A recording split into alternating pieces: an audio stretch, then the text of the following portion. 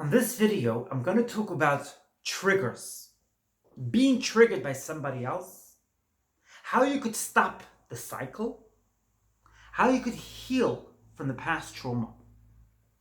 You know, a lot of people are very, very sensitive to triggers. They try to stay away from anything which triggers them, and they try to really, really set up their frame of mind to be well protected from any triggers. The thing is, though, that it's kind of like a karmic cycle, because if the universe wants you to deal with a certain trigger, which is obviously created as something which needs healing, it's going to come back to you again and again and again and again. You can't run away from past trauma. You can't run away from things which need healing. What do I mean by this? You know, on Sunday, I spoke about the narcissist. And a couple of days prior, I'd spoken about the twin flame reality. How do the two connect? Twin flame reality and narcissist? No. Jessica, you're going to tell me that the twin flame person is actually possibly the narcissist? Yeah, I'm going to tell you that. I'm going to shock you. But I'm going to tell you that. And I've spoken about this before. What is it? Why is it? Why is it that somebody who's looked at as a twin flame, which really should mean somebody who's your lover, somebody who loves you to bits, right? That's what twin flame should mean. Why is it that there's a certain type of twin flame which actually pushes every single one of your buttons? Every single one of your buttons, they push. How could that be? Why is that person your twin? Your biggest enemy, your monstrous being in your life? Because the universe gives you certain triggers. You could either deal with those triggers or dismiss them. Like I said, do not try to trigger anybody. Don't try to hurt anybody. Don't be a narcissist. Don't hurt anybody. Your purpose here in this life is to do good to others, to be service to others, to be kind to others, and not to trigger anybody. Nonetheless, if you are a victim of a trigger, if you are a victim of a narcissist, if you are a victim of a twin flame, turn it around. Turn it around and learn how to make that your best friend. Make that person your best friend, your lover. What? Your lover? Now, Jessica, you've gone a bit too far now. I'll agree I've gone a bit too far. Don't love the person. Don't go out for a meal with them. Don't go out for a drink with them. It's not advisable. I wouldn't go out for a drink with them. Nonetheless, you should love them because they are teaching you your boundaries.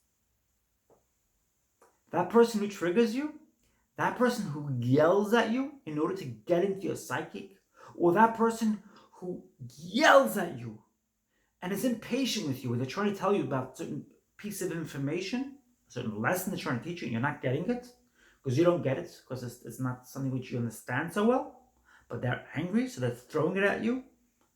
Take that, and use it for your benefit. What do I mean by that? Use it for your benefit? I shall explain. When somebody yells at you because they're impatient with you, they are actually dealing with their own issue. And if you are triggered by it, I was the kind of person who was triggered by that kind of thing in the past. Not so much anymore. I've really healed from that kind of thing. I don't get really wrapped up in other people's problems. If somebody doesn't have the patience and I'm not getting what they're trying to teach me, that's their issue, that's their cycle, which I don't really get trapped up into anymore because I'm on a pretty high spiritual ascension journey, high energy, high level of ascension. Nonetheless, I was in the past, in my previous life, I was triggered by people who didn't have patience for me and got angry with me. I was triggered by it. Thing is, like I said, if you look at that triggerer as if it was a twin flame there to deliver to you your kindest gift, and you don't use words like, oh, they're egoistic, they're being aggressive, they're being rude. I'll tell you a little story. I was on a bus today, and there was these two girls sitting together, and one of the girls was obviously talking about her boyfriend. And the non-stop negativity and dialogue which was going on between them.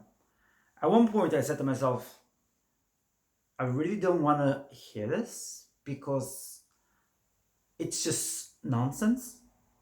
It doesn't even, I don't want to dismiss somebody else's pain. Obviously this girl's in pain, her boyfriend was not treating her very nicely, and her friend was encouraging her to believe that he was a monster. So I don't want to dismiss her pain, and I never want to come across as a person who dismisses other people's pain. But what this girl didn't realize was actually this boyfriend was giving her a gift on a silver platter. He was her twin flame.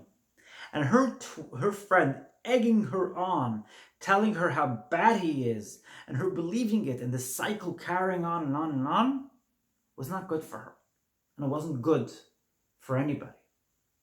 I've spoken about this so many times, and I need to ingrain this in my own belief system as well. And that is that you cannot dislike somebody else. You cannot be a critique of somebody else. You can't criticize somebody else whilst liking yourself, loving yourself from within. I will repeat. It's impossible to criticize and be critical of somebody else or dislike somebody else and love your own self completely from within. If you remember this and you put it out as your mantra, as your daily mantra, you will not be triggered by people in your life, and your life will become a lot more playful. That's a guarantee. Because when we get so sucked in, we get petrified, we get triggered. But like I said, if you remove the pedestal, it comes back to the pedestal. What do you think about my video yesterday about the pedestal? I thought it was a fascinating experience. It took me quite a bit of time to put it together. I loved it, and I'm really grateful for your great comments and your great responses on it. Thanks so much, my dear YouTube subscribers who've posted their comments and thoughts about it. And also some people who are not subscribers here, thank you for your great feedback. It's very, very helpful. It was my first guided meditation, and it's the first of many more to come. I loved it. I felt very good doing it. Thanks, Michael, for mentioning the amazing music, and many others who commented about it. Thank you. But let's get back to the point here, right? It's the pillar. It's the pedestal. I want to get the pedestal out here. You know something? I'm going to get the pedestal here because it's quite important. You see this little pedestal? Right now it's folded up. I'm going to actually open it up. Got a pedestal here, right? A pedestal. You can put somebody in this pedestal, and as a result, you can be triggered by their insecurities. You can be triggered by whatever they say, and as a result, you live in a cycle, an endless cycle of self-sabotage, to the point of self-sabotage and self-abuse. Or, what you could do is do what I just did. Threw away the pedestal. Got rid of it, listened to Jessica Madden's amazing pedestal meditation, and got rid of it, and found abundance in your life. Abundance in your life. I want to tell you another little story. A while ago, I met somebody who was quite the, let us say, triggering type. She liked to trigger me, and she liked to manipulate me. I moved away, and this person was out of my life, and she wasn't triggering me anymore. I moved to a new place. Shortly after, I met a woman who was exactly the same. Exactly the same accent. I think they probably have exact same body weight. Everything looked as if, oh my God, did I just meet the same exact person again? What happened here? It was a shocking experience, but it was the universe's way of telling Jessica, I'll keep on putting out the same exact person. If you're triggered by them and you're not going to deal with it properly, they're going to keep on triggering you. Deal with it. Don't be deterred by them, and don't make yourself feel unworthy in any way. As a result, they won't be able to trigger you anymore. I've had this story actually with 3 different people prior to that woman. That's 3 women altogether. I had this story with. The first one was a triggerer, manipulator, narcissist. I got rid of her. I got another one. I got rid of her. I got another one. And these people have the exact same accent, the exact same body weight. It's hilarious practically. But they always came into my life being very kind in the beginning, and then when they relaxed and took a nice comfortable chair and took it easy, it was a repeated cycle again and again and again until I told them to have a nice day and go elsewhere. You got to do that. You got to stand up for yourself. When you stand up for yourself, those triggers dissipate. The pedestal falls away. That's today's amazing message. Again, I want to thank you guys and girls for your amazing comments here. Great comments I got in the last couple of days. Thank you all for your likes. It's very important for me to know which videos are enjoyable. You enjoyed. Thank you.